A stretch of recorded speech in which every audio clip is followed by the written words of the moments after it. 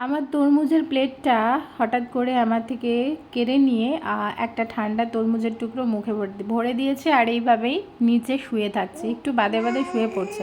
আমরা যোধপুর থেকে প্রায় 80 কিলোমিটার দূরে থাকি, 45-46 ডিগ্রি এখানে টেম্পারেচার রাজস্থানে। তো আমি ওকে হাইড্রেটেড রাখার জন্য সব রকমভাবে ট্রাই করছি, দই খাওয়াচ্ছি, একটু বাদে বাদে জল খাওয়াচ্ছি, তরমুজ খাওয়াচ্ছি। কিন্তু কদিন থেকে না ওর দাঁত যে উঠছে, সেই কারণে ওর মাড়িতে সোয়েলিং হচ্ছে। তো সোয়েলিং হওয়ার কারণে ও কিছু দাঁত দিয়ে চিবিয়ে খেতে চাইছে না, তো সেটা একটা প্রবলেম হচ্ছে। তাই আমি ওকে চেষ্টা করছি লিকুইড ফর্মে খাবার খাওয়ানোর, যদি ওর পেটে একটু কিছু থাকে। আর ওয়েস্ট বেঙ্গলে গিয়েছিল, আমরা চেয়ার টেবিলে বসে ওকে ওখানে খাওয়াতে পারিনি বলে ওর হ্যাবিটটা চলে গেছে। সুন্দর একটা চেয়ার টেবিলে বসে খাওয়ার হ্যাবিট ছিল ওর। যাই হোক, কিচেনে এই বাসনগুলো ঘাটাঘাটি করছে, যেভাবেই খাক, যদি একটু পেটে ওর কিছু খাবার যায় তো আমার মানসিক দিক থেকে অনেকটা শান্তি। বাচ্চারা এই সময় অনেক ডিস্ট্র্যাক্ট থাকে।